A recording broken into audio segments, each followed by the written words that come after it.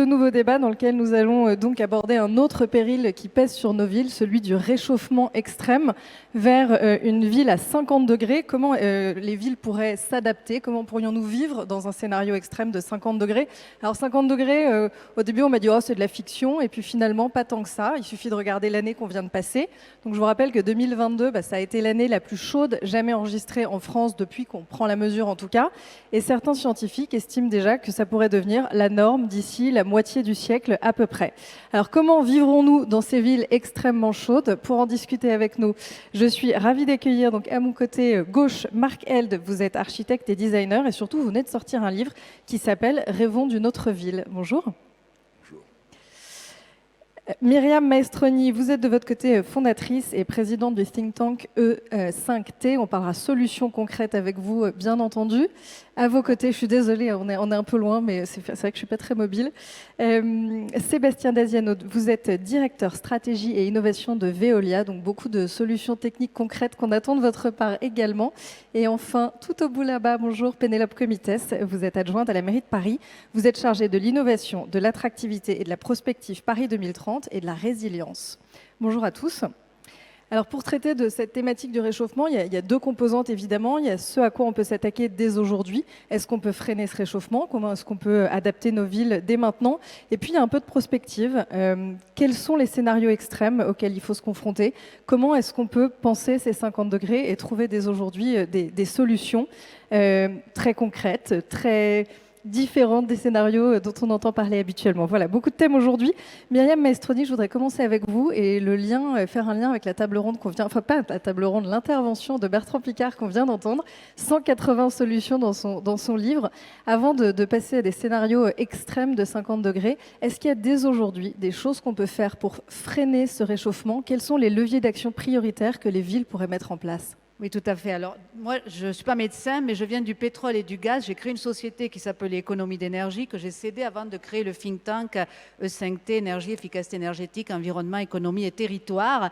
Et je voudrais rebondir et faire une proposition à Bertrand Piccard sur son prêt à voter, puisque j'ai essayé, lorsque j'ai rénové un logement que j'ai à Paris, de mettre une pompe à chaleur, parce que c'est une maison dans une cour, de mettre une pompe à chaleur. Et là, j'avais fait intervenir un architecte dont le projet était vraiment très très bien ficelé. Et là, l'ensemble des copropriétaires dit non, ça fait trop de bruit. Something to think about. Donc, on parle d'éducation, de besoins pédagogiques, mais on se confronte à des choses vraiment très très bêtes qui, effectivement, et Bertrand Piccard a raison, nous amène à considérer la possibilité d'être à la fois lucide et optimiste, parce que, évidemment, force est de constater que le problème est bien plus grave qu'on ne l'aurait pensé il y a à peine 10 ans, mais en même temps, on doit parler solution et on doit donner envie à chacun de faire partie de la solution. On doit créer des environnements propices à des éco-citoyens, consommateurs engagés. Et il y a plein de choses par lesquelles ça ne passe pas. Et vous avez raison, on le développera. Et vous avez raison, avant de parler adaptation ou résilience, il est extrêmement important de parler d'atténuation.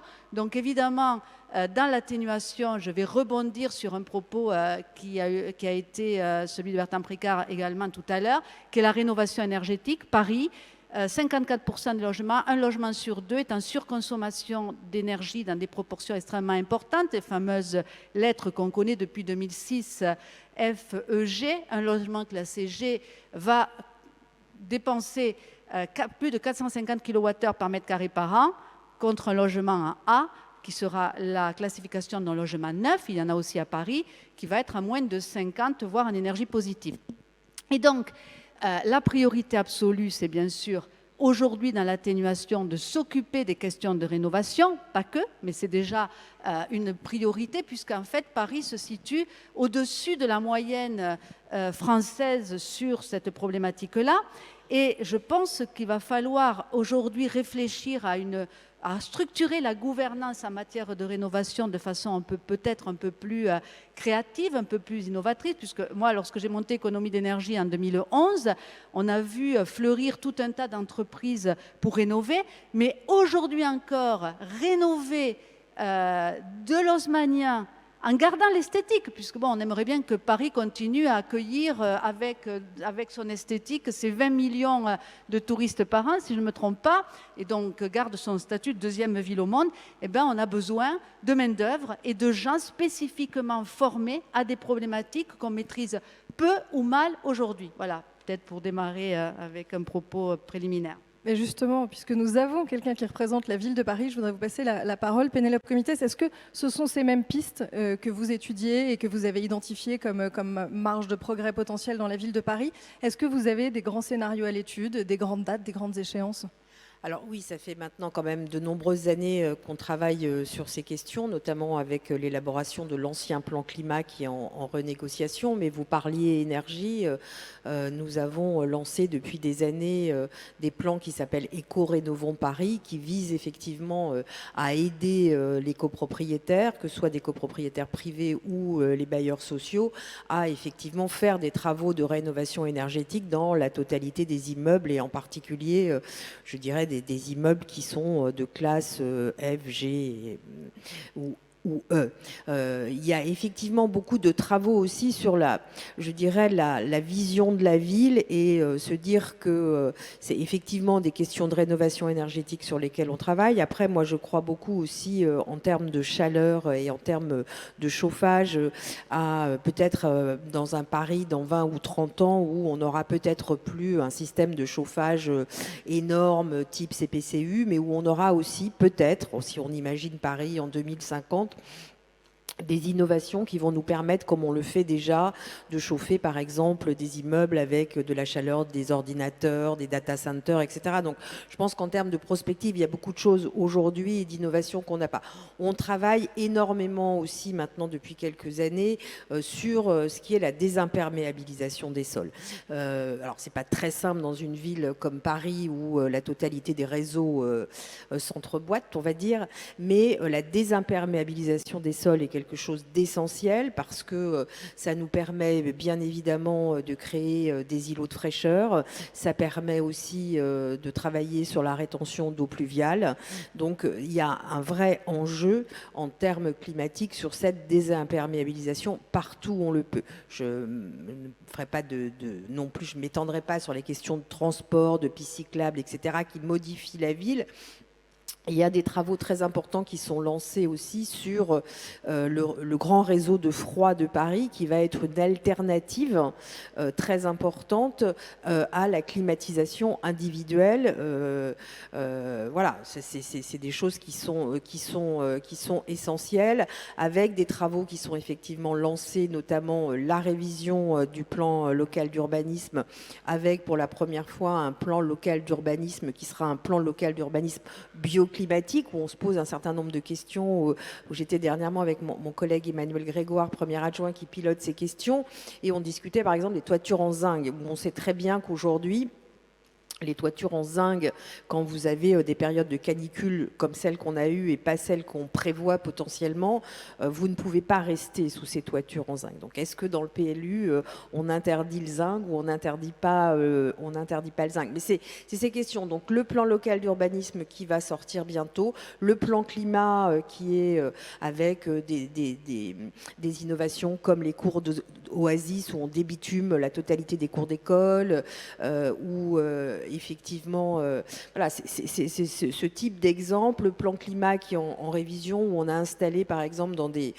zones à Paris où il n'y a pas d'arbres, où on ne peut pas construire des ombrières pour effectivement permettre aux habitants de trouver des lieux de rafraîchissement l'été. Je crois qu'on a les deux questions. On a la question du chauffage et l'énergie l'hiver, et on a la question de comment est-ce qu'on lutte contre les canicules pendant l'été. On sait effectivement qu'en fait, ce ne sera pas linéaire et ce ne sera pas simplement un réchauffement des températures, mais plutôt des phénomènes extrêmes, donc un chaud extrême, mais aussi des grandes températures de froid. Vous avez évoqué ce que vous faites en tant que collectivité publique. Est-ce qu'il y a des solutions à chercher du côté privé? On a parlé d'innovation. Veolia, de votre côté, est-ce qu'il y a déjà des innovations à opposer, à trouver comme solution pour ce réchauffement, peut-être aussi pour ce froid extrême? Merci. Alors avant de parler des solutions techniques, on a lancé chez Veolia un baromètre de la transformation écologique et faisant écho à ce qui a été dit précédemment, donc c'est quelque chose qui a été fait dans 25 pays couvrant plus de 60% de la population mondiale, on constate que près de 70% de la population mondiale considère que l'inaction est plus coûteuse que l'action. Et donc considère qu'en réalité, il faut investir, parce que si on n'investit pas, le coût de l'inaction sera plus élevé. Alors bien évidemment, toute la question c'est comment est-ce qu'on agit concrètement et comment on fait en sorte que les solutions techniques, il y en a en effet beaucoup qui existent aujourd'hui, hein, Bertrand Piccard en a parlé, soient déployées au niveau industriel. Parce qu'en fait, c'est vraiment ça le sujet. Comment on fait en sorte qu'elles soient rentables, déployées au niveau industriel, prises en compte par les États et par les collectivités locales. Et de ce point de vue-là, l'engagement des élus locaux et la réglementation ont un rôle absolument majeur et central. Alors je prendrai par exemple deux exemples très concrets en France. Bon, on est actuellement dans une situation énergétique compliquée en Europe et on s'aperçoit que en réalité, dans les eaux usées et grâce aux déchets, on a des gisements énergétiques absolument majeurs. En France, par exemple, si on équipait toutes les stations d'eau usée et l'ensemble des installations de déchets, on pourrait remplacer près de 25 à 30% du gaz russe importé en France, grâce au biométhane, biocarburant, etc. Bon, donc là, il y a un mouvement qui est en train d'être pris, qu'il faut accélérer et qui va permettre de remplacer significativement des importations gazières étrangères. Il y a un deuxième exemple, on a eu une crise cet été quand même significative hein, en Europe, mais aussi aux États-Unis et en Chine, avec des chaleurs très significatives, des problèmes d'alimentation en eau dans certains endroits. On sait que la réutilisation des eaux usées est une solution pour certains usages. On est en retard, non, d'ailleurs? Et nous sommes en retard. Alors, si on prend un élément de comparaison, en Espagne, c'est 15% des eaux qui sont des eaux usées, qui sont réutilisées. Est-ce que vous connaissez le pourcentage en France? Moi, vous me l'avez dit, donc je ne vais pas tricher, mais... On est à moins de 1%. Donc là aussi, on sait que pour des usages agricoles ou domestiques, on peut clairement accélérer dans la réutilisation des eaux usées. Alors ça, c'est donc un panorama des mesures qu'on peut avoir à disposition aujourd'hui. Je vous avais dit, on va aussi faire un petit peu de prospective, se projeter dans des scénarios alternatifs ou extrêmes, penser à l'avenir. Marc Held, je me tourne vers vous. Vous avez publié un livre donc, qui s'appelle « Rêvons d'une autre ville ». Et en fait, vous partez notamment d'un constat qui est que le réchauffement va avoir pour conséquence des migrations extrêmes, des gens qui vont fuir leur pays, qui deviendront inhabitables, et donc entraîner un afflux massif de migrants qu'il faudra notamment loger. Et pour les loger, il faut non pas transformer nos villes, mais plutôt créer de nouvelles villes, des villes neuves. Et alors l'une des particularités de ces villes, c'est qu'elles doivent être limitées en taille, limitées aussi en nombre d'habitants. Alors j'étais à une autre table ronde hier qui portait sur l'immobilier où on m'a expliqué qu'il fallait augmenter la densité des villes. Vous prenez plutôt l'inverse. En fait, pourquoi? Je fais d'abord un constat. C'est que je crois que peu de gens ont pris la mesure de la situation dans laquelle nous sommes. Tout le monde débat, on travaille, on cherche des solutions formidables. Des gens s'échinent sur le terrain pour essayer de répondre aux problèmes. Comme le disait M. Piccard tout à l'heure, on soigne le symptôme mais pas la maladie. La maladie est profonde et je crois que le temps est venu d'envisager des solutions absolument radicales. Absolument radicales. Je trouve qu'il est temps d'offrir, de proposer un modèle qui tiendrait compte de l'expérience, des nombreuses expériences que tous ces spécialistes mènent partout, en proposant une nouvelle forme de vie en commun, dont le résultat serait évidemment une nouvelle forme de ville. C'est ce que j'ai tenté de faire dans mon livre, dont je ne vous livrerai pas les principes généraux, mais je vais rester sur l'essentiel. Ces villes doivent être limitées dans leur surface. Ces villes servant de modèle doivent être limitées dans leur surface, limitées dans leur densité de population. Des études incontestables, documentées, montrent qu'à partir de certains pourcentages d'habitants par mètre carré, c'est vrai chez les rats, c'est vrai chez les humains, apparaissent des troubles de comportement, l'agressivité. On sait tout ça, nous le vivons et pourtant nous poursuivons. Nous savons que les grandes villes sont destructrice de l'environnement, et pourtant on continue de vanter les vertus de la grande cité. Alors que les cités, dans la durée de l'histoire, ont eu leur utilité de mélange de culture, de mélange de population, de création d'idées, de philosophie, etc., elles ont perdu ce rôle aujourd'hui, alors que nous disposons des moyens de communiquer entre nous grâce à la technologie sans vivre dans une densité de population élevée.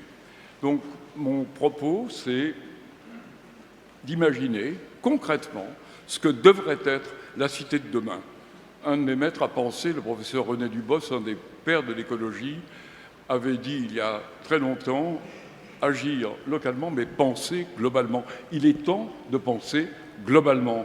Les solutions nombreuses que propose M. Picard, je souhaiterais qu'avec d'autres spécialistes, nous créons un groupe d'études qui donnerait aux populations l'image concrète de ce que pourrait être la vraie vie fraternelle, la vie heureuse, la vie où on ne se contenterait pas de se battre les uns contre les autres, cette société du combat. Il faut voir comment le vocabulaire d'aujourd'hui, ressemble à un vocabulaire de guerre, gagner des marchés, vaincre, être le premier de cordée. Tout ça ne rime à rien. On a fait de notre monde une société du combat, au lieu de conserver la société de la fraternité. Le slogan de notre République, on semble l'avoir oublié, on parle de liberté. On est devenus tous les victimes de systèmes informatiques qui nous dépassent parce qu'on ne peut plus gérer des groupes aussi importants de population. Égalité, où est l'égalité ? Vous parlez d'égalité ? Vous parlez d'égalité, il y a aujourd'hui une inégalité énorme qui va rendre insupportable la société et qui créera demain, probablement demain, des conflits généraux. La fraternité, elle ne peut pas exister dans une société qui ne fait que prôner le combat. Donc cette ville à laquelle je rêve, c'est pas sa forme qui m'intéresse. C'est que la forme, ce serait le résultat d'une société différente, où le rapport avec le travail, le rapport avec la hiérarchie, le rapport même avec la finalité du travail serait complètement différent. Car aujourd'hui, je vais en terminer là sur l'introduction, imaginons que des millions et des millions d'heures de travail intellectuel et physique sont consacrées à produire des objets dont la vie est limitée, dont l'utilité sociale est contestable et qui ne se reproduisent pas. J'ai écrit que nous vivons dans la société d'Onan, ce personnage de l'Ancien Testament, qui préférait répandre sa semence plutôt que de procréer. Nous en sommes là. Et si nous ne remettons pas en question fondamentalement la finalité même du travail, je crois que nous allons à très court terme vers une catastrophe civilisationnelle. On reparlera du fonctionnement économique justement de cette ville dont vous rêvez. Je voudrais juste rebondir sur ce que vous disiez, c'est-à-dire travailler ensemble, travailler en groupe, chercher de l'inspiration ailleurs. Myriam Maestroni, est-ce qu'il y a des bonnes pratiques à aller chercher à l'étranger ? Oui, je crois qu'il est juste de penser ville existante, nouvelle ville, et ce n'est pas du tout incompatible, ce sont des problématiques différentes, ou des grandes métropoles et des villes un peu plus petites. Et quand on regarde, comparer n'est pas raison, mais on voit qu'on a des villes qui ont une capacité à se projeter avec une ambition différente. On peut par exemple parler de Bogota, qui est passé du statut d'enfer à jungle, à jardin. C'était pas gagné. On a vu les taux de délinquance diminuer parce que finalement, ils ont travaillé sur une trilogie citoyenne qui est la propreté, le recyclage des déchets. On a vu la même chose à San Francisco, même si on a vu que c'était difficile d'arriver à l'ambition de ville zéro déchet à 2020 qu'ils avaient imaginée. Et dans cette trilogie, on a la sécurité, bien sûr, la propreté, les zéro déchets et une mobilité fluidifiée. Donc ça, c'est clair. Et quand je dis trilogie citoyenne, c'est parce qu'on doit finalement arriver à un nouveau pacte social que vous imaginez et qui passe à nouveau par cette pédagogie. Moi, je ne suis pas trop en faveur des mesures punitives, donc je pense qu'il faut récompenser les bonnes attitudes. On voit aussi des exemples à Oslo, donc la Norvège qui est quand même, un leader dans la production de pétrole, où on a investi dans des trucs bizarres, un aérotropolis, en se disant finalement on a besoin d'un aéroport, donc on va recréer une nouvelle ville à énergie positive. Donc ça, c'est des choses intéressantes à regarder. Et puis on a évidemment plus proche proche de nous, des villes, donc évidemment Santander en Espagne, donc la ville la plus intelligente, il y a 20 000 capteurs à Santander, c'est un laboratoire, on va tous devoir regarder ce qui se passe là-bas, c'est une petite ville qui avait énormément de problèmes de congestion. Aujourd'hui, tout est monitorisé, peut-être un peu trop, je ne sais pas, mais à voir, les pelouses demandent à être arrosées, on sait quand il faut relever les ordures ménagères, etc., etc. Et puis, on va avoir en France des villes exemplaires. Nous, tous les ans, on fait depuis 11 ans maintenant nos universités d'été E5T à La Rochelle. La Rochelle s'est fixé l'ambition d'être zéro carbone à 2040 et c'est une ville particulièrement complexe et exigeante puisqu'elle a à la fois les problèmes d'érosion côtière, les problèmes de transport interinsulaire. Donc, je crois qu'on peut regarder et quand on voit un petit peu ces exemples, on va pas recopier, mais tirer des enseignements. Par exemple, là on a parlé de désartificialiser les sols. On voit que malheureusement Paris, même s'il y a des efforts fantastiques qui ont été faits, Batignolles-Clichy, la nouvelle université Descartes, on voit qu'on reste avec des niveaux de végétalisation qui sont à peu près 5 mètres carrés par habitant. Vous voyez, je ne vais pas comparer à Rome où c'est 320 mètres carrés, mais on est à Angers 100 mètres carrés. Donc peut-être qu'un peu plus de terrasses végétalisées avec une sensibilisation des copropriétaires à ces sujets va aussi faire partie de la solution. Je voudrais revenir dans ces dernières minutes de table ronde sur le cœur de notre sujet vers un scénario des villes à 50 degrés. Comment est-ce qu'on vit à 50 degrés? Est-ce que vous avez une petite idée de comment on vit à Paris à 50 degrés, Pénélope Comitès? Et vous, Veolia, est-ce que vous avez une idée de comment vous arrivez à travailler dans une ville à 50 degrés, plus 50 ou moins 50? Finalement, on parle de scénarios extrêmes. Comment vous travaillez tous les deux et comment est-ce que nous vivons dans ces villes? Alors écoutez, moi je suis en charge effectivement de la résilience et ce que nous avons décidé, c'est effectivement d'imaginer, d'anticiper, parce que je pense qu'il faut aussi préparer les populations. Il faut que les populations comprennent qu'on va vers des chocs, on va là vers un choc climatique, on parle de délestage, mais il faut effectivement préparer la population à ces températures potentiellement extrêmes, au-delà de ce qu'on a déjà vécu. C'est la raison pour laquelle nous travaillons dans le cadre de notre refonte de la stratégie de résilience sur 14 grandes thématiques qui visent effectivement sur les questions intergénérationnelles, sur les questions migratoires, sur les questions de solidarité de proximité, sur la résilience financière des villes, sur les cyberattaques. Comment est-ce que tout ça peut impacter une ville comme Paris et notamment aussi la résilience alimentaire? Qu'est-ce qui se passe si demain les marchandises ne peuvent pas rentrer dans Paris?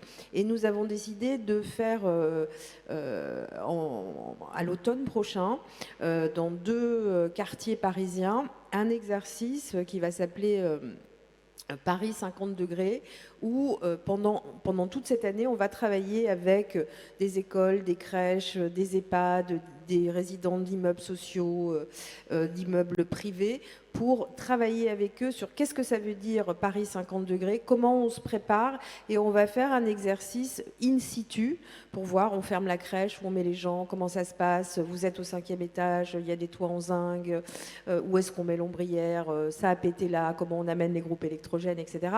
Mais je crois que l'essentiel, et ça fait partie aussi de cette capacité de prise en compte de tous les Parisiens, mais pas que des Parisiens, pour qu'ils se projettent aussi dans ce futur et se dire il faut anticiper, il faut modifier nos modes de vie. Et je reste intimement persuadée que ces scénarios, contrairement à ce qu'on peut entendre en ce moment, ne sont pas des scénarios anxiogènes, que ce sont des scénarios de préparation qui font comprendre à la population qu'il faut anticiper, qu'on est avec eux pour anticiper, mais que, in fine, ces crises, c'est mon côté optimiste, alors que je ne le suis pas vraiment, de ces crises, et on sait que Paris a traversé des crises depuis des centaines et des centaines d'années, pour ceux qui n'ont pas été voir la réouverture du musée Carnavalet, allez-y. De chaque crise, on sort un peu plus fort. De chaque crise, ça nous permet d'améliorer les politiques publiques. Et moi, ce que je veux faire comprendre, c'est que de chaque crise, on vit différemment. Et si on peut vivre différemment et notamment modifier nos solidarités de proximité pour vivre différemment en anticipant ces crises, on aura beaucoup avancé. Peut-être pour rebondir sur ce qui vient d'être dit, c'est une vraie transformation à laquelle il faut s'atteler. Ce n'est pas juste une transition. On sait qu'on va devoir transformer nos villes, transformer notre environnement, celui dans lequel on vit. Alors, il y a des solutions techniques qui existent. Par exemple, on peut avoir des îlots de fraîcheur avec les eaux usées, réutilisées, etc. Mais en réalité, c'est tout notre environnement qu'il faut revoir, avec des villes qui vont devoir s'adapter à des températures peut-être de 35 ou 40 degrés, à des horizons proches maintenant. Et donc, qui vont poser aussi la question de la continuité d'activité de tous les services publics, et de l'eau potable, et du déchet, etc. Donc, en réalité, c'est à ces scénarios d'adaptation qu'il faut travailler. Il faut évidemment continuer à essayer d'émettre le moins possible de carbone et à diminuer nos émissions, mais il va falloir aussi travailler à l'adaptation. C'est le second grand volet. Et là, il y a beaucoup de travail devant nous, et Veolia, évidemment, y prendra toute sa part. Pour conclure, comme promis, je me tourne vers vous. Vous nous avez parlé fraternité. Je suis désolée, je vais être beaucoup plus terre à terre. Économiquement, votre ville neuve, comment est-ce qu'elle fonctionne? Comment est-ce qu'elle est viable? Je pense qu'on n'a pas pris la mesure des extraordinaires avancées et scientifiques et technologiques qui permettent aujourd'hui de se passer de la production de masse. Car au fond, le grand mal derrière tout ça, c'est la production de masse. C'est la production de masse. C'est-à-dire qu'après la révolution industrielle, grâce à la révolution industrielle, on a cru qu'on allait pouvoir satisfaire les besoins généraux des êtres humains, l'environnement, l'alimentation, etc., par des investissements lourds, par des machines qui produisent en masse. Nous sommes aujourd'hui, pour simplifier, devenus les victimes de ces extraordinaires machines à produire. Et la problématique aujourd'hui, ce n'est pas de produire plus, la problématique, c'est d'écouler ce que ces machines géantes produisent sans considérer tous les dommages qu'elles produisent à notre environnement. Donc je pense économiquement à de nouveaux paradigmes où il ne s'agirait plus de produire plus, ce n'est pas la décroissance, il s'agirait de produire autre chose. Absolument. Et les moyens extraordinaires qui nous sont offerts aujourd'hui, c'est que nous pouvons passer, pour la plupart de la fabrication des objets qui nous entourent, y compris l'alimentation, non plus par la production de masse, mais grâce, encore une fois, à la science, à la technologie, aux micro-machines, produire tout ce qui nous est nécessaire grâce à de petites unités de production de haute qualification dotées de moyens qui permettent d'éviter le labeur. Tout ça donne évidemment à la cité une autre forme, je l'imagine remplie de gens qui vont fabriquer tout ce qui nous est nécessaire dans l'autonomie, qui vont régler les problèmes de l'enseignement, les problèmes de la médecine, les problèmes de la production des pantalons, des vestes, des chaussures. Tout ça peut se faire non pas en allant vers le passé d'une façon manuelle, mais grâce aux mini-machines dont nous sommes aujourd'hui dotés. Voilà comment j'imagine la ville de demain. Si vous voulez en lire plus, mon livre est là pour vous livrer mon point de vue. Merci beaucoup. Effectivement, il y aurait encore beaucoup à dire, mais nous sommes contraints par le temps. Merci à tous.